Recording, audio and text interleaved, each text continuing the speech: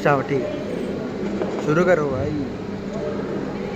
इस सभा में बैठे सभी निर्णायक गण और मेरे सभी साथियों को मेरा नमन। आज मैं यहाँ पे किसी कोट या फिर किसी वाक्य से शुरुआत नहीं करने आया हूँ। मैं यहाँ पे एक कहानी से शुरुआत करूँगा। एक बच्चे को स्कूल में एक भारत का चित्र बनाने को कहा जाता है। बच्चा क्या बनाता है? भारत का नक्शा, बॉर्डर, नेता या फिर झंडे। अधिकांश बच्चे यही बनाते हैं। परंतु क्या किसी ने सोचा कि उन बच्चों ने पेड़ पौधे क्यों नहीं बनाए? क्या किसी बच्चे ने काम करता हुआ मजदूर क्यों नहीं बनाया? या किसी ने किसान क्यों नहीं बनाया? बात तो ये है कि कला हमारी कल्पना पर व्यतीत होती है और हमारी कल्पना ही हमारी राजनीतिक जीवन का आधार बनती है। इसलिए आज प्रश्न यहाँ पर ये नहीं होना चाहिए कि क्या कला राजनीतिक है भी कि नहीं, परंतु प्रश्न यहाँ पे ये होना चाहिए कि हम कब मानेंगे कि ये। नमस्कार, मेरा नाम उदित मेहरोत्रा है और मैं आज इसी विषय के पक्ष में आप सबसे बात करना चाहता हूँ। कला कभी शून्य से शुरुआत नहीं होती।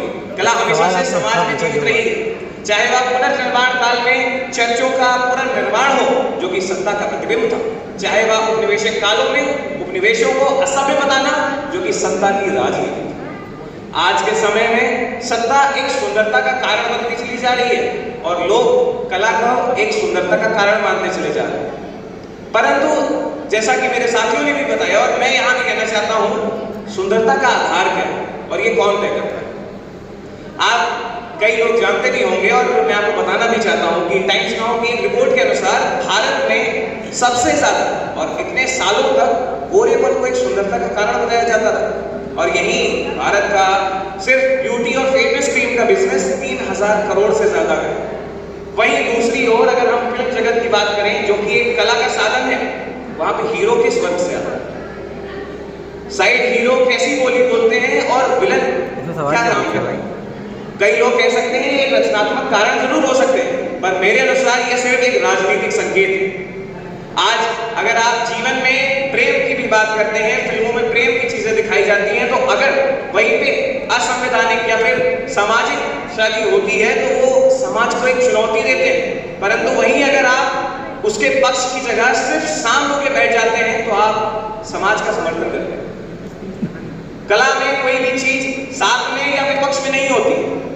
कला कभी भी न्यूट्रल नहीं रह सकती। आज के समय में जब हम ऐसे विकसित भारत की तरफ बढ़ते जा रहे हैं तो मेरे अनुसार जहां पे अमेरिका जैसे विकसित देशों में काले घोड़े का भेद खत्म होकर ब्लैक लाइव्स मैटर जैसी योजनाएं चल रही हैं, वहीं भारत में आज भी लोग जाति धर्म के आधार पर लड़ाई कर रहे हैं। ये असंवैधानिक तो नहीं।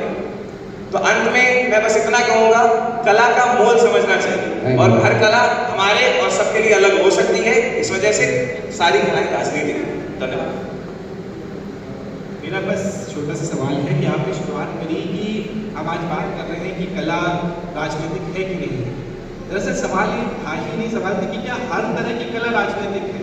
और यहाँ पे आपने जो शुरुआत में एक उदाहरण दिया था कि एक बच्चा एक चित्र बनाता है, तो उस बच्चे के दिमाग में, मस्तिष्क में ये चल ही नहीं रहा है कि मैं किस राजनीतिक पार्टी के प्रति अपना समर्थन व्यक्त करूँगा इस चित्र से। तो भला वो उसका जो नृत्य हुआ वो राजनीतिक कैसे हुआ?